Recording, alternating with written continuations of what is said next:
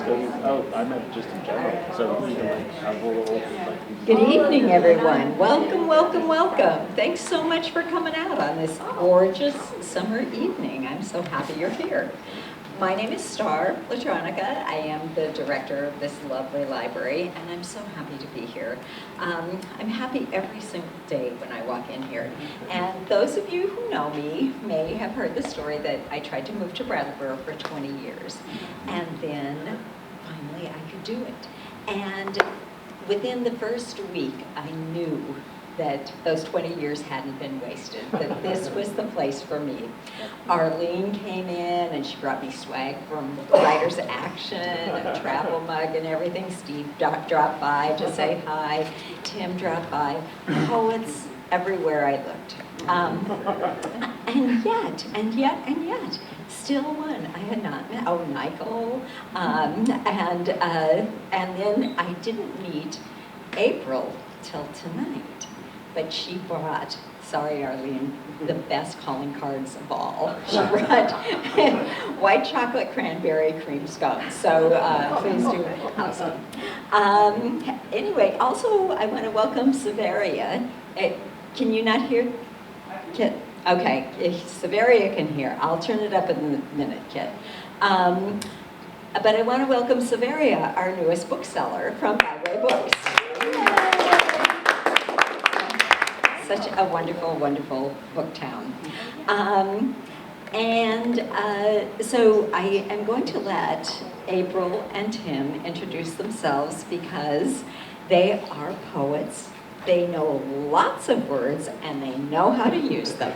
So, Tim, you're going first? Alrighty. Begin by saying that I worked for 15 years, well, I still am working at the Brattleboro Retreat, which is a mental hospital here in town. And a number of years ago, I started to write poems. I'd sort of held off from doing that. I started to write poems about my experiences at the retreat. And this book deals to a great extent with that and with mental illness. And so I'm going to start by reading some poems from that, and then I'll read some newer poems afterwards. I worked on most all of the, I worked on all of the inpatient units and also in the school. I taught in the school for 10 years, I guess. And so there'll be a poem about that. But let me begin with a poem that comes from my experience on the adolescent unit. This young lady had been there, this was several years ago, this young lady had stayed there for 3 months and then left, and a number of months later she came back and she was there for somewhere between 6 and 9 months awaiting a placement in a residential program down in Florida, I think. But she had had a pretty unhappy experience in a number of foster home placements, and so she wasn't feeling very well about herself or anything else in the future. And one evening we somehow found out that she had gotten a hold of one of the bottles that were being used for nail polish parties and stuff, and this was a glass bottle, and she intended to self-harm herself. And the Charge and I went in there and tried to talk her into surrendering it, which we succeeded in doing. But really, what we had to do was we really had to sort of affirm to her that there were people that cared about her before she would, give that up. So, fairy tale for a young inpatient. Down, down, way down at the very bottom of the old wishing well, The one with the broken crank, no rope and no pail. The one still covered by the quaint, scant roof meant to keep other things out. Down, down to where the memories you keep lie at the bottom like tarnished pennies. One day there will appear a splendid fish, as red and as gold as your fabulous cape, my princess, my forlorn one. You will see it swim in the deep, distorting murk we all wish to forget, fluttering its fins like a fledgling, testing its way out of the well, and you will drop a line, a strangling thread from your cape, unspun in desperation, trying once more to reach beyond the bottom to where there are no memories. But you will catch this fish instead, reeling it in like a new story worth telling, unnoticed until now, though it has always been there, flickering about between the dull coils. And after you pull up this fish with its sparkling gossamer fins, you will wrap it gently in the matching colors of your cape, cradle it in your scarred arms all the way up the narrow, insufficient pass of your past, with its many twists and turns along,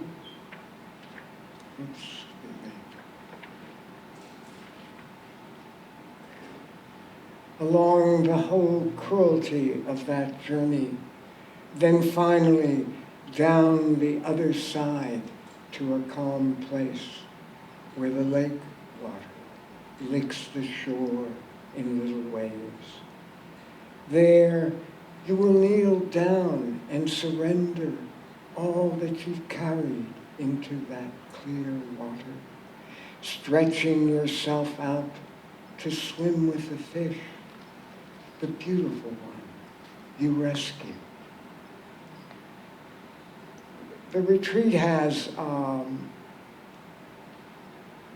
now it has two. It only had one before, a state hospital unit, which is for the most vulnerable patients who are usually the most psychotic as well.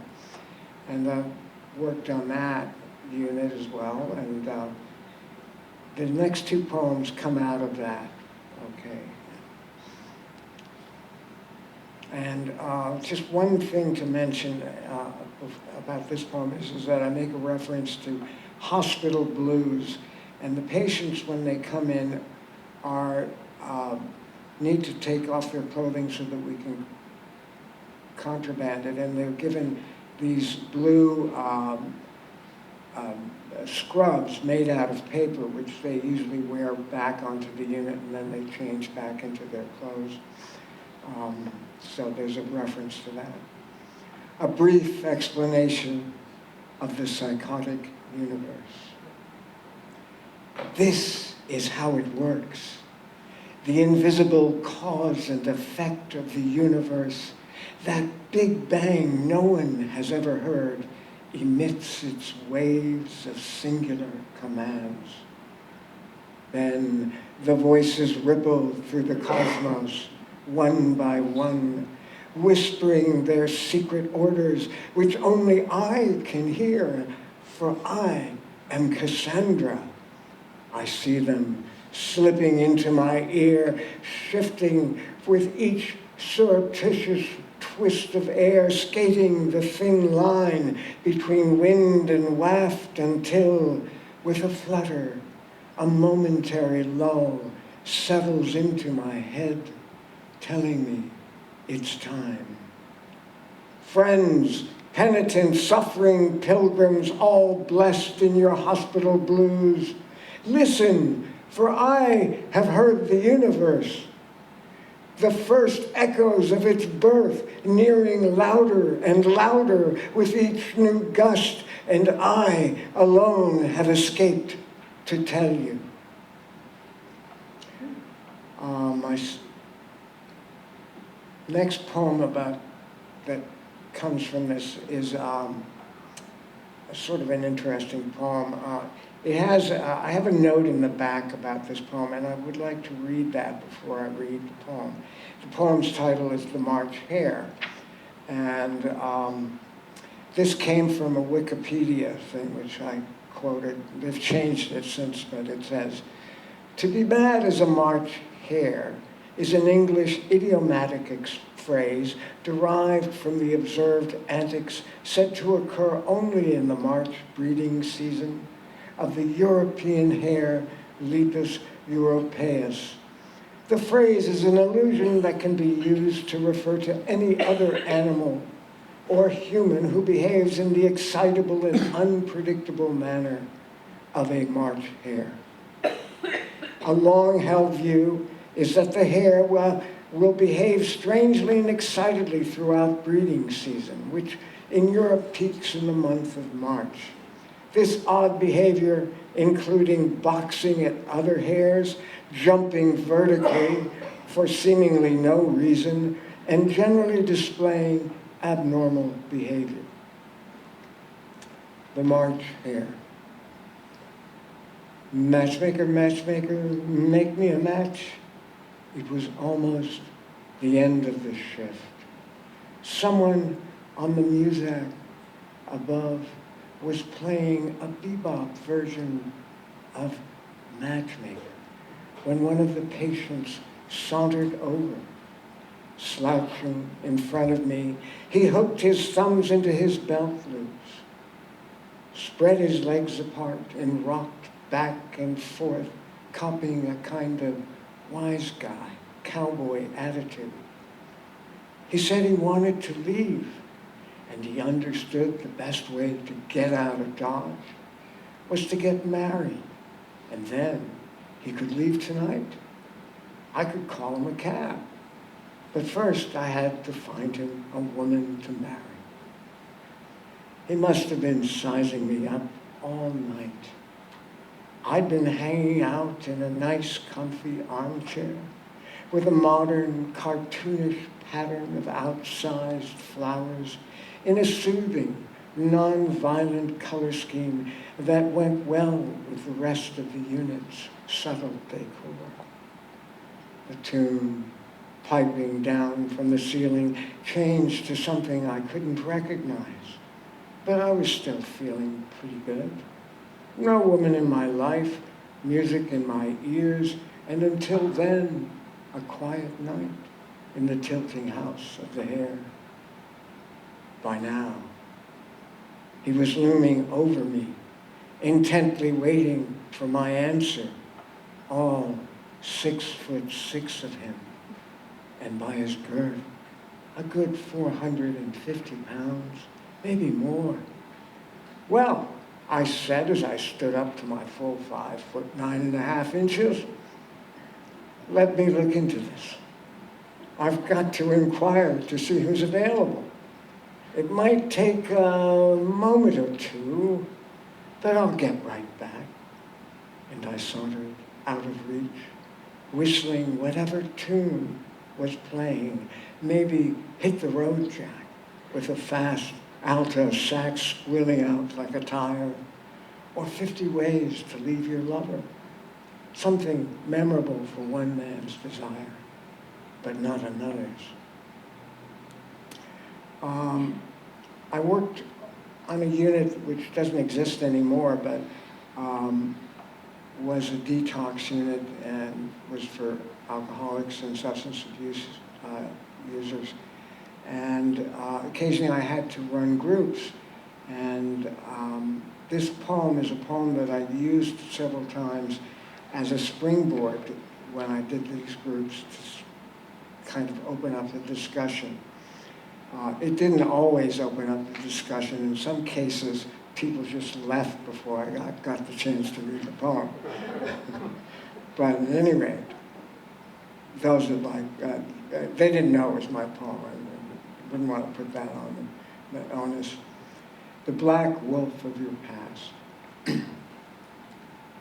Suppose you do change your life, and the black wolf, which was silent, which was once your shadow, silently howls against this extinction.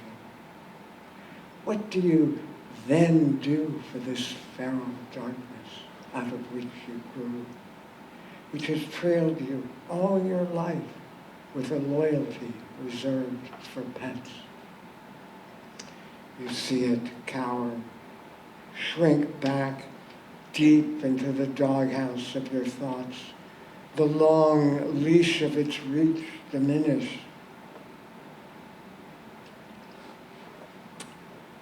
What do you do for this wolf you have fed since birth? Throw it a bone? And the last poem that I'll read from this collection is the poem that sort of is the collection's notes to the Mental Hospital Timekeeper, but this one is the note to the Mental Hospital Timekeeper. And as I mentioned, I worked a number of different jobs at the retreat. One of them is I worked on the inpatient units, but I also taught in the school. And they paid me substantially more when I was teaching in the school. But I had a timekeeper, and every time I swiped in or swiped out, or swiped in, I had to let him know where I was working because he had no idea otherwise. And then he would allot me the amount of money that I would be paid for that shift. So this is Note to the Mental Hospital Timekeeper. Dear Bob, today I subbed at the hospital school, babysitting class after class, teaching the kids nothing, the ones who lived across the street in the group homes the hospital runs. As you can see from the time clock, ADP provides both you and me. It took the allotted 6.5 hours before the kids and I gathered up our coats and hats, calling it a day, and they trudged back to the locked doors of their houses. And I climbed the stairs to the locked door of my garret, where I write you this poem instead of my usual email. Not about the extra money I am due, but about the grains of sand which seem to sift through my fingers today. Each grain chafing at another life each child imagines living. And about the heaviness weighing on them, drooping their shoulders like sandbags the residents of some river town carry to make the embankments they need to hold back the imminent flood. Nonetheless, please remember to credit me the higher pay rate I am in fact due, if only for offering my empty hand, then for filling it with pencils I personally sharpened, cursing the pencil maker for their off-center leads, as I then gave each student their own wand to calculate the magic of wisdom and to mark down the answers they are trying to find, the true values of the algebraic x's in the countless disappointments that make up the lopsided equations of their lives. Tomorrow, I'll sub again, and I promise to send you another reminder. Until then, keep the home fires burning, and the old time clock well-oiled. We'll never know, will we, when the electric world will fail and the spark of connection dies. Now, I have a new manuscript, so I'll read some poems from that. it's still waiting for some publisher to say, yes, of course we want to publish this, but it has to still wait. And the title of my manuscript is Muscle Memories of Love and Disaster. And the poems that I've picked really have both of those in there in some way, shape, or form. And the first poem I wrote, actually, I was in the hospital after a mishap working at the retreat. And I was looking up the word crumple and on my computer, and the next entry below it was called crumple zone. And I've never heard of that before. And so I read the thing, and I was fascinated by the definition of crumple zone, and the poem that has come out of it. And so the crumple zone is the title, and the definition is the epigram: a part of a motor vehicle designed to crumple easily in a crash and absorb the main force of an impact. Although I dream of freedom, flooring it in reckless abandon like a breakneck bandit, ripping the day off from a standstill in a squeal of smoking tires, reticence impedes the gunning of my engine. I could have been a bear, a renegade, tipping over my neighbor's empty dumpster, a diurnal force of nature digging through the ripe artifacts of a castaway human world, huffing grumpy from no food, though the sniffing is always good. But let's get back to me as a vehicle, long off the assembly line, rusting a bit at the rings, yet still bragging about my design, how all humans in the passenger place of my heart travel well protected. Even when the turbulent world has bashed them like a metal bear, the size of a semi, full of the prize of heavy hardware, no light aluminum pots or pans there, no siree bob, all hammers and anvils, freightage from the weighty manufactories of a pre-plastic world, industry with a capital I, large steel presses designed to stamp and sizzle out mojo horseshoes, fenders, bumpers, and other hard luck charms for distribution. That's what hit me, the makings of a better world.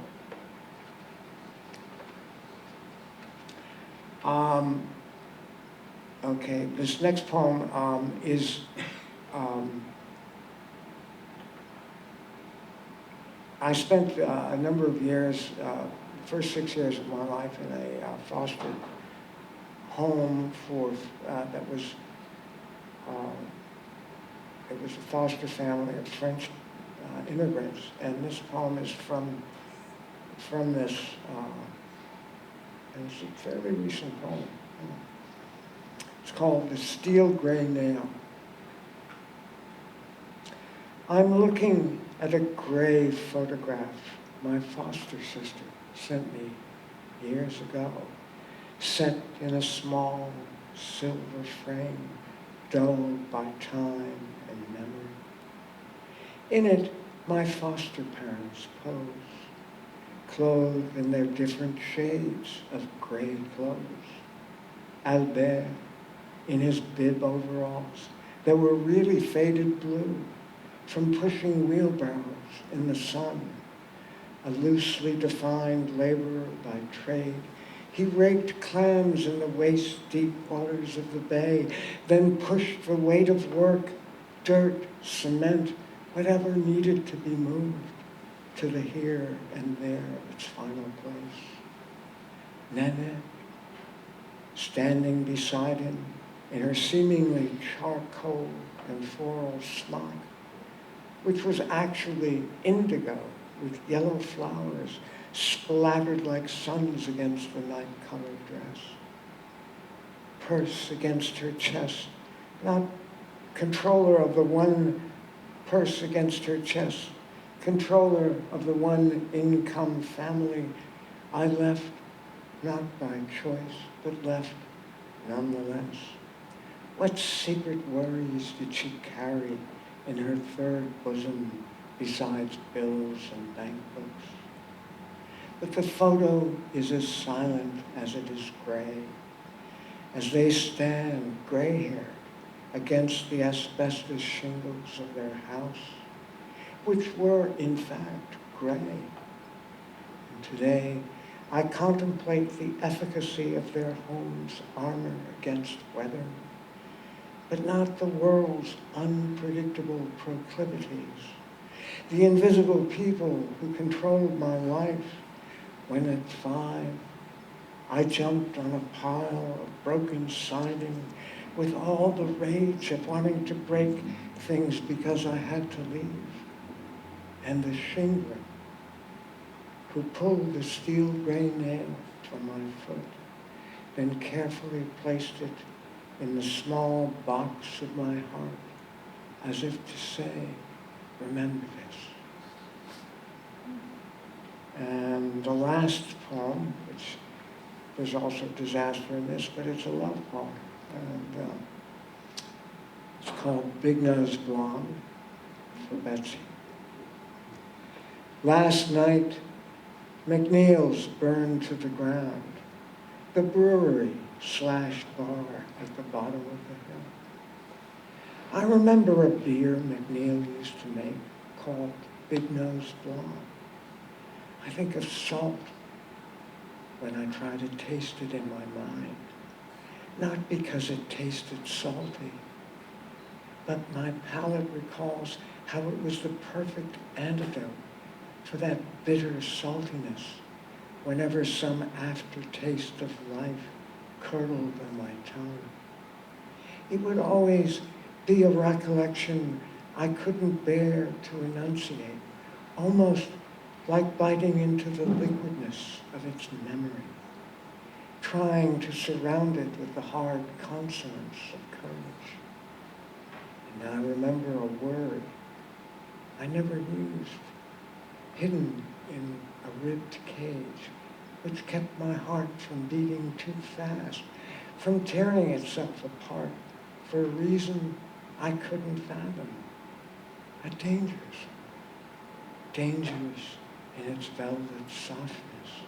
A word I no longer fear as I think of you in the dark of this morning before the dawn arrives, and I drive to work with the memory of your hand in mine as we walked toward the fire where the big-nosed bottles rattled and popped in the flames.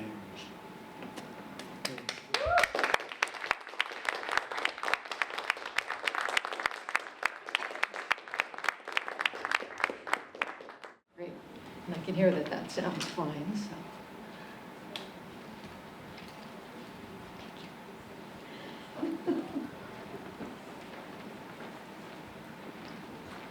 So I'm not doing that. It's just you and me. You can't hide. So that was a high bar, Tim. That was excellent. Thank you. I really enjoyed every minute of that. Yeah. And thank you to the library. Thank you, Star. And I especially want to shout out to Tara, who was amazing. I've worked with a lot of meeting organizers, and she was just top notch. I mean, wow, what a pleasure to work with. And Tim, thank you for all the legwork you did. I'm really thrilled to be reading with you. And thank you, Severia, for bringing the books and selling the books. And I just want to say, a fair number of people have been buying multiple copies of this, I think, because of the subject matter maybe, and giving them to friends and family. So anyone who buys more than one of these gets a free copy of my first book, which is Anxious Music. I brought a bunch back there. I also baked scones for you, this morning. Not that it's a bribe, but they're white chocolate cranberry cream scones, and there's lots of them there, and feel free to help yourselves. There's napkins, and I put little baggies in case there's any left over at the end and you want to take some home. So I'm going to just talk briefly about how I came to write this. So I started writing this in 2015, and it started with being upset about the police shootings of unarmed black men, being really upset about that, and thinking about prejudice. And then the whole campaign was happening, and it just felt like things were getting really uncivil and like scary uncivil, and I was concerned about where that was heading. And I started thinking about all kinds of other prejudices and sort of like, what's my role? What prejudices do I have? What ones do I have that I'm not aware of? And, you know, and thinking about other prejudices, right? So like classism and so forth. I'm like, am I guilty of that? And, you know. So anyway, I wrote the poems like in an effort to sort of root out that stuff in myself so I could do something about it. And also just with the idea of making bridges and like seeing people, you know, that I disagree with politically is, you know, fully human, and to not be in a place of being full of rage and hate, because it's really not very helpful, and it's not a very nice way to exist on a daily basis either. So, you know, as things went on since then, it just felt more and more urgent, and sadly, I think it's even more urgent now than it was when I started writing it. So anyway, I'm doing readings with this, call and response readings. So I'll read a few poems from the book, and then I'll tell a couple of sample stories, and I'd like to invite all of you to share stories. So stories about just having a conversation with someone that you think or you know probably disagrees with you politically, but having a good conversation about something you have in common. And that might be with someone at a grocery store, the bank, or wherever, but just, you know, seeing each other with humanity and compassion for even a few minutes. I think if we could all do a little bit of that, then things would be a lot better than they are now. So the first poem I'm going to read is called Nonpartisan. And I wrote this poem for everyone, but I'm going to share with you that Tim Mayo actually inspired this poem. So, Nonpartisan. If I told you I saw your soul, would you judge me inappropriate or disbelieve me? If you asked for a description, would I admit you glowed golden as these late northern afternoons whose slanted autumn light makes green fire of a backlit trees, shimmering leaves, and balances me perfectly on the tightrope between yearning and content, as if I finally understood what beauty meant to tell me?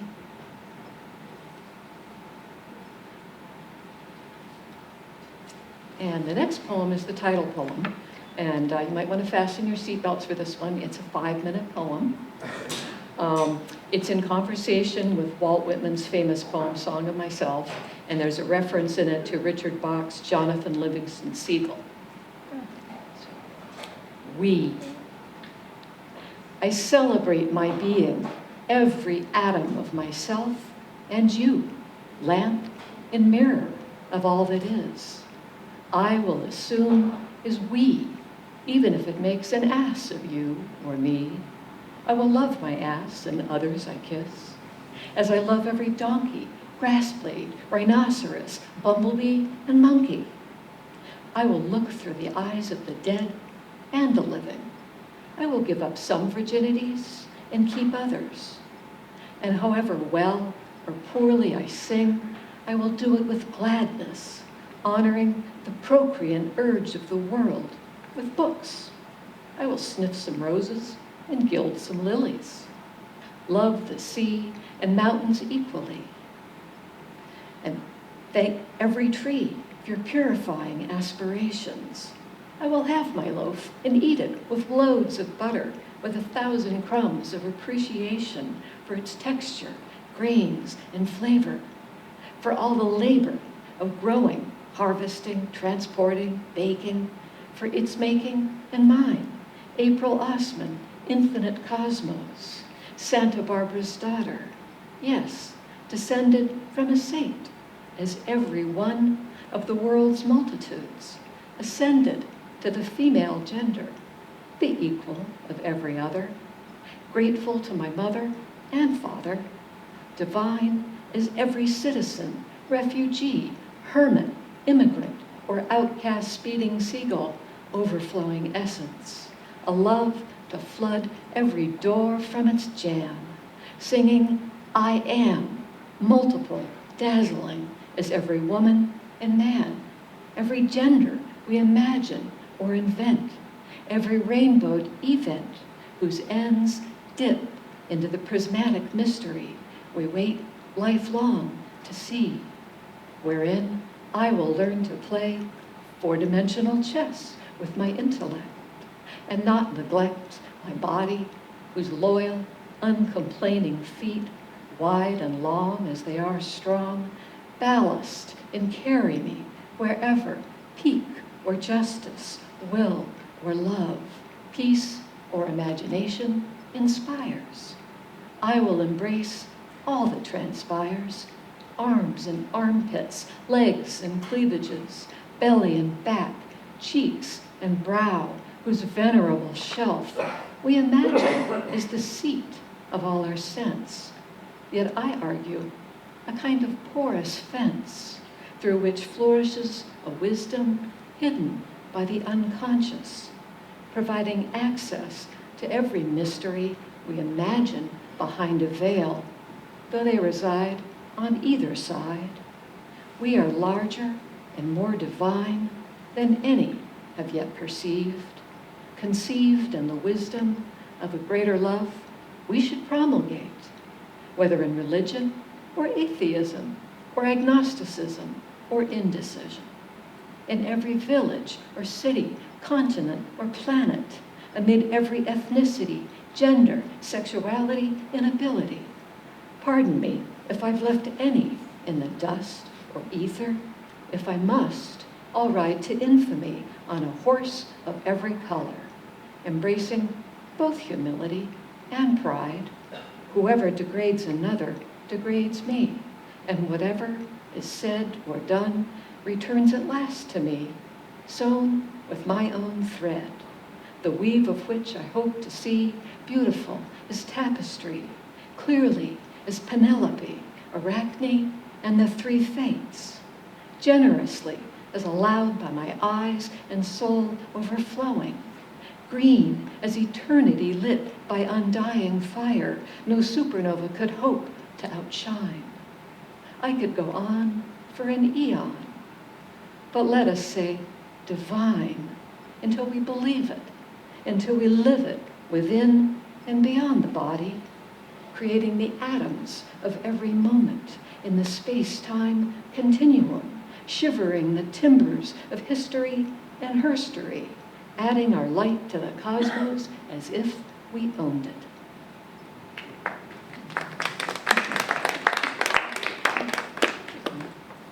So this next poem I wrote, I was watching the news one night during the first Trump term, and there was a clip of him giving a speech at a rally, and I was looking at the crowd behind him, and there was one man who was behaving really differently from everyone else in the crowd, and I got curious about that, and so I wrote the poem to try to figure out why.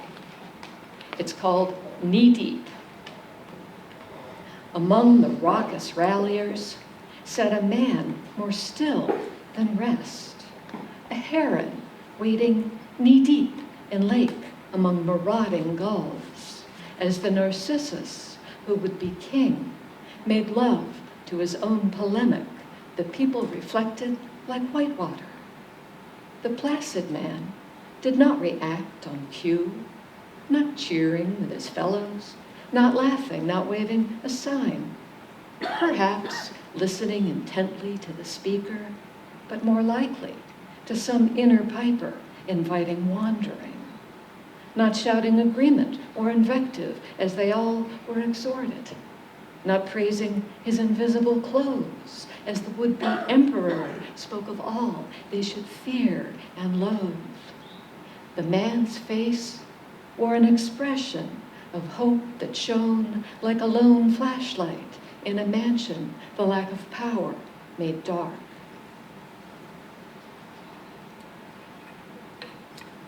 And this next poem, I hope, will add some levity with humor.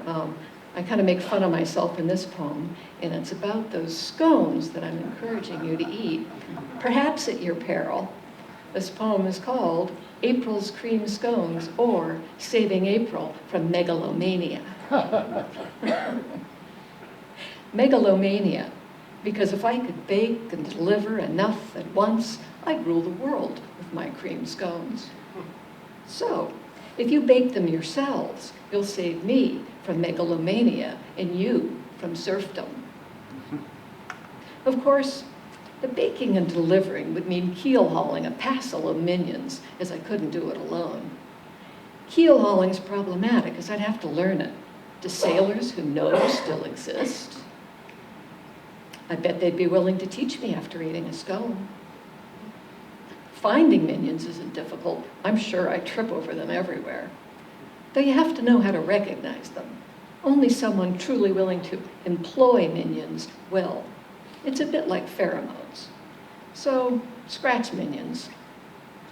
Would a Fortune 500 company be big enough to get cream scones to everyone? I only want world domination if it includes everyone. Faux world domination would be worse than faux designer bags because the exceptions would know. It wouldn't just be me carrying a faux bag with a faux confident smirk. What would a world ruled by April look like? Mandatory chocolate consumption for starters.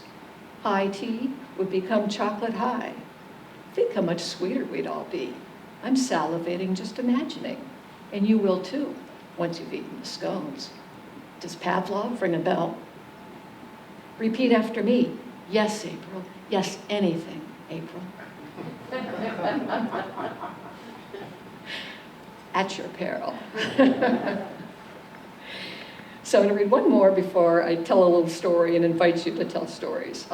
This one I wrote after waiting at the gate at the Manchester airport for a flight to Florida to visit my then in-laws to be, now my in-laws, courtesy of my husband here, who's my roadie.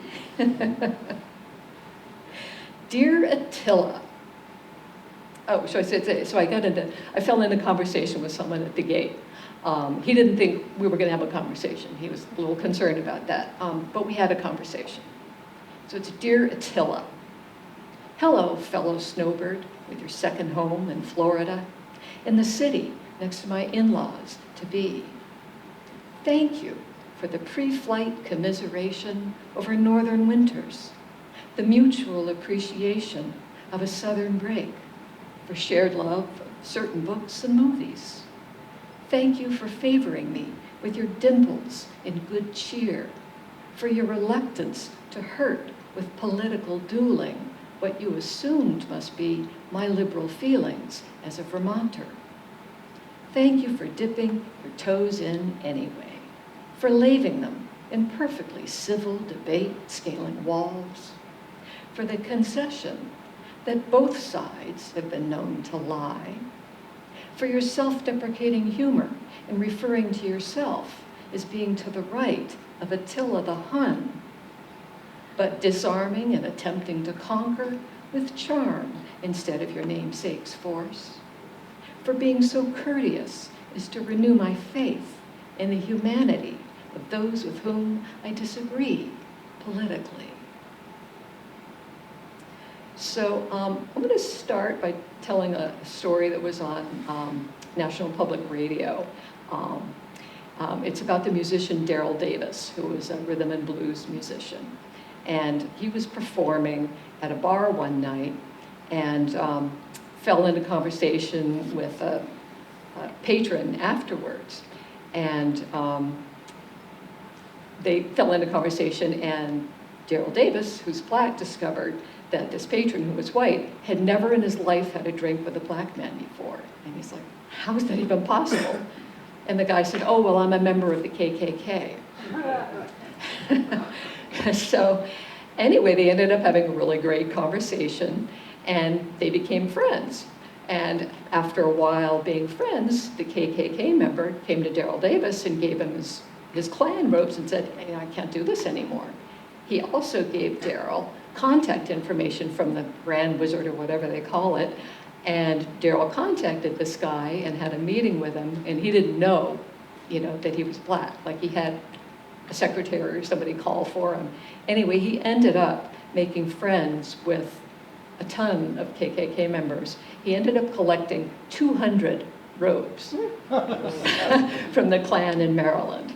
And so he became basically a political activist. But I thought, you know what? If he can go talk to KKK members, I can try to reach across the political aisle. So that was part of the inspiration for doing the call and response readings. And I want to share an example story of the kind that I'm inviting you to share. I was at the home goods store one day in West Lebanon, and I was standing quietly in line waiting to purchase, and all of a sudden the man next to me tries to pick a political fight with me. Well, I happened to notice what he was holding, and I said, by any chance, is that a gift for your granddaughter? And he said, yeah. And I said, oh, how old's your granddaughter? And he told me we ended up having a perfectly civil conversation about how much we loved our granddaughters. We never had the political fight.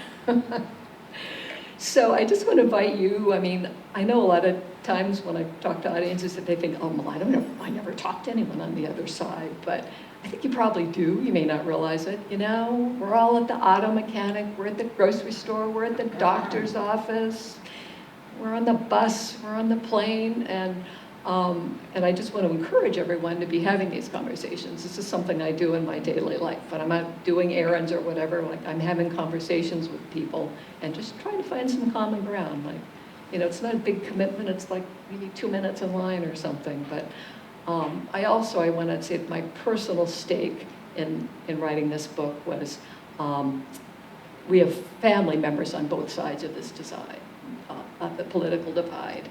And starting in 2015, we had an estrangement in the family that was very painful, not just to them, but to those of us who were affected by it.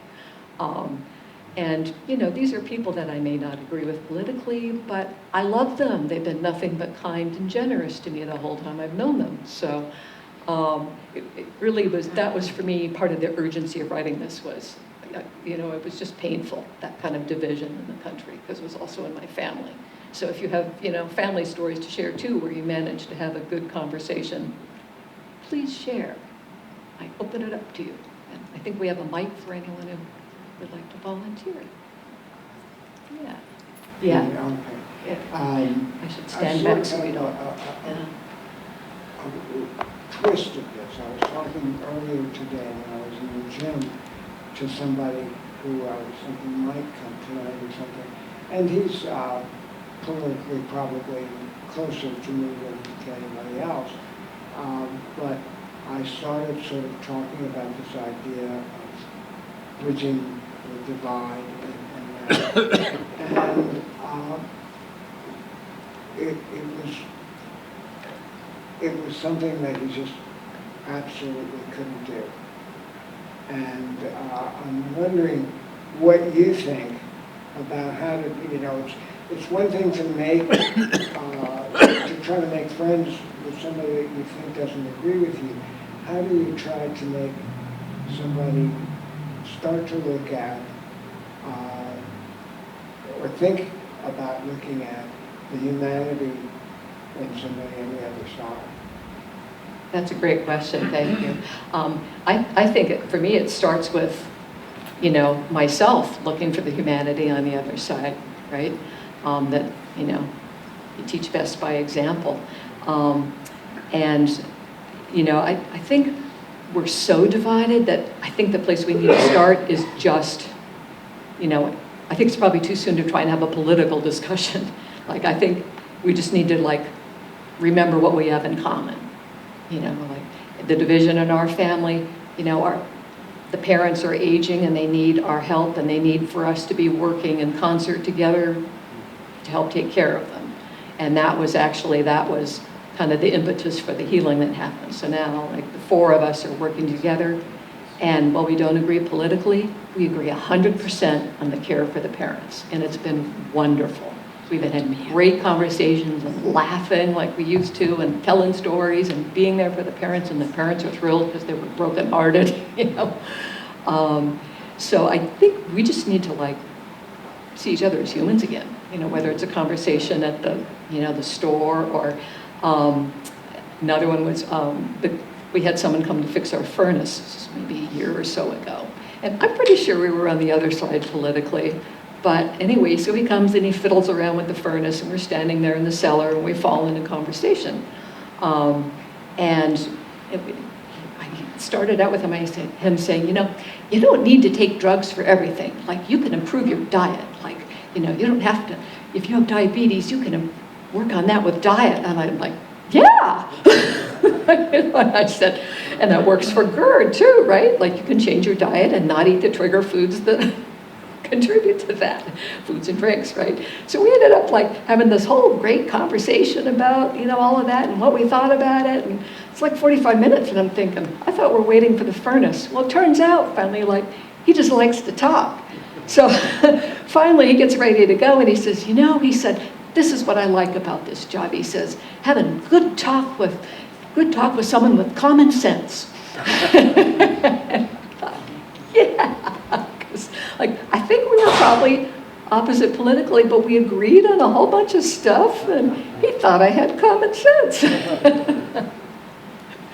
So, you know, just trying to take advantage of those interactions. And like the airport, you know, that guy thought he didn't want to talk to me because he assumed I must be liberal. I'm from Vermont, right?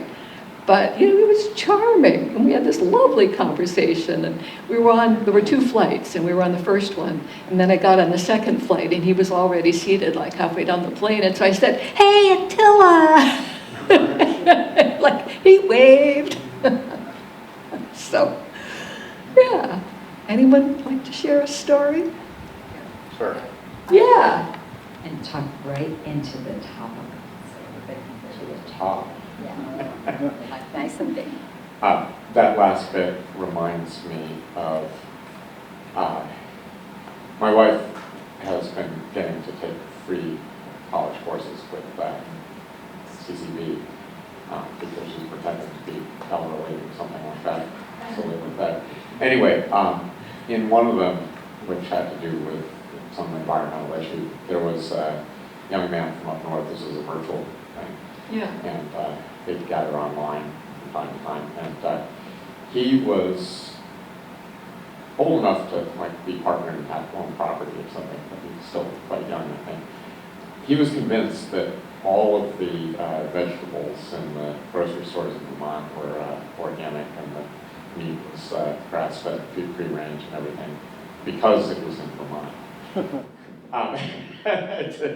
As an example of an extreme on the other side, apparently the Vermont branding is very successful from all this evidence.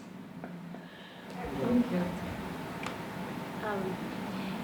So about a decade ago, 10 and 15 years ago, I used to do World War II historical reenacting with some girlfriends of mine, and all of my friend group and I are very, very left-leaning, and we found that pretty much everybody we talked to, with 1 or 2 exceptions, were very right-wing there. All of the other reenactors, you know, there were a lot of cops there. And this was around the time when, you know, there was a lot of discussion about police brutality, and, you know, they were definitely in support of cops, whereas I was kind of like, oh, maybe not too far. But, you know, we didn't have conversations like that with them. We had this shared interest in World War II history and history in general, and we had some really great conversations about history, about the specifics of reenacting, you know, and how expensive it is to get the actual stuff from the 40s and all of this, and we just had, you know, a really nice time with these people that if we had met them outside of that context, we probably wouldn't have bothered talking to. Yeah. That's great, thank you. Built-in common ground. Anyone else like to share a story? Yeah. I'm really uncomfortable with a microphone. Can you hear me? Yes. Okay, this is, I worked at a high school nearby, and every time I pulled into the parking lot this one year, I ended up seeing and often parking next to, by chance, a van with a Trump sticker on it. And so every day I kind of started the day enraged, and it was during the first administration. It just pissed me off so much. It made me so angry with, the work I did with kids. I just thought that's kind of how someone be for Trump and also for kids. Anyway, I finally found out whose it was, and it was a math teacher. And I just decided I'd be super nice to her, just really go the opposite of what my feelings were. And it was great, and she turned out to be such a good educator and so supportive of the kids. And so we just supported the kids together. And we never had a discussion about politics. I couldn't go there, but it was nice to find a common ground, like you're saying. I appreciated that. Yeah, that's great. Thank you. Anyone else? Yeah. I'm thinking that, yeah, okay. I'm thinking that sometimes just forbearance, even if you never get a conversation with them, it strengthens you. Before I moved here last spring, I spent 10 months in Auburn, New York, up in Finger Lakes. And right across the street was a house with some senior vets, I guess. But they had 14 Trump flags in their front yard. 14. And around election time, they put a big blow-up inflated Trump out there with it. I mean, and all day long, when the weather permitted, they would put their boom box out on the front porch, and it was one thing to have patriotic music and that sort of thing, but there are only so many times you can listen to Harper Valley PTA and not go crazy. You close, even with the windows closed, you could hear the lyrics. Even with earplugs in, you try to work. And a friend here, who had been a cop at one time, and he said, have you thought about just going over there and talking to them? And I said, the police, I understand, have been over there so many times that it could qualify as a substation. So, there are some instances where not engaging, I think, can be helpful too, instead of getting into these. It would have been very easy to go over there and get into a shouting match that would do nothing at all. There are some extremes where forbearance is a plus too, and then you can spend all that positive energy you have on instances like you're talking about. But that's just 2 cents. Thank you. Thank you. Anyone else want to share a story? So I'll share another one. After the estrangement was over, this family estrangement, I got invited to go to a wedding shower. And Jim, my husband, wasn't invited to go because it was girls only. But anyway, so I drove up to Maine for this shower, and it's me in a room of 20 women, and I think I'm probably the only one politically where I was. I think they were probably all on the other side politically. I knew many of them from years of being part of the family. Some I didn't. But they were curious to hear what I've been doing. We shared what we've been doing and all that, and I was talking about this book was about to come out. They were all so excited about it. They said, oh my God, this is great that you're doing this. We can't wait to read it. And like, it's the perfect time for this. And some of them ended up buying multiple copies to give to friends and family. So I'm just like over the moon about this, I mean, I was pretty sure that, I could reach a lot of, people on my side politically, and I hope to reach people on the other side politically, but that was just like, wow.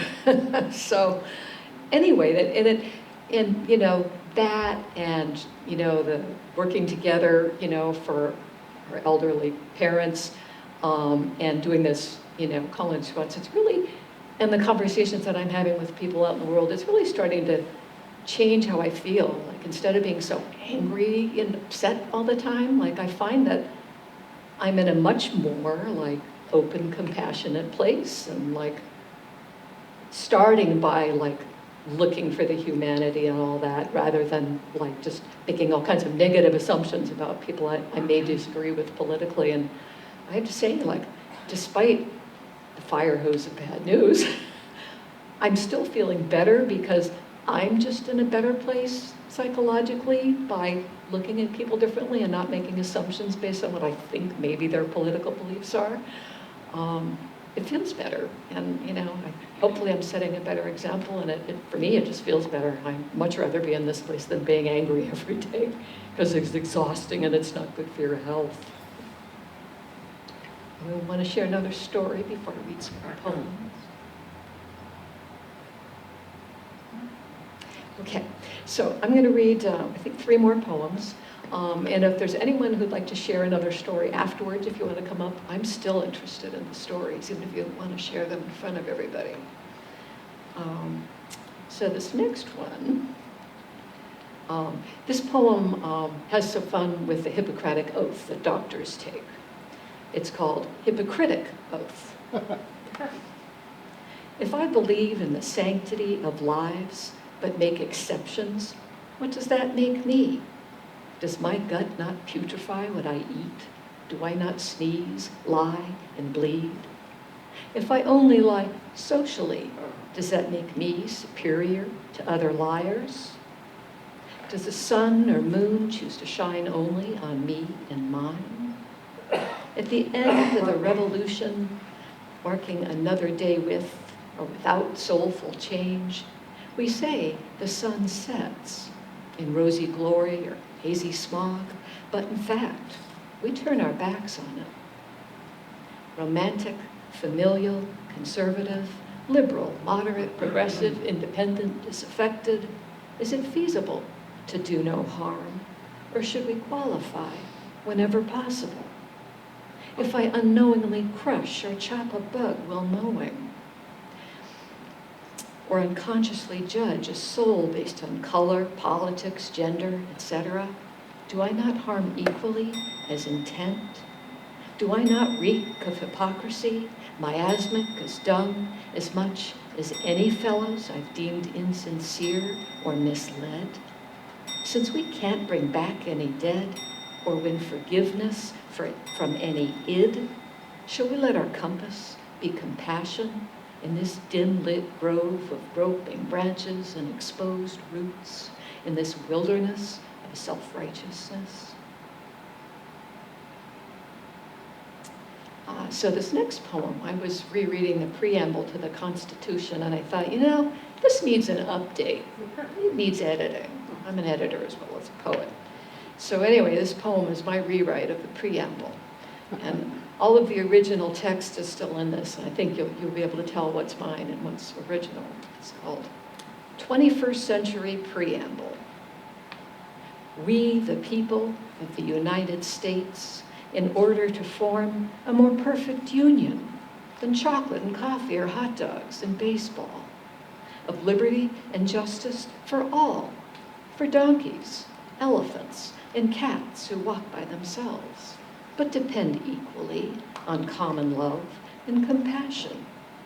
We establish equality to ensure domestic tranquility, even for the braying, trumpeting, yowling, fat cats, politicians, pundits, masses, and middle class, with whom still others may disagree.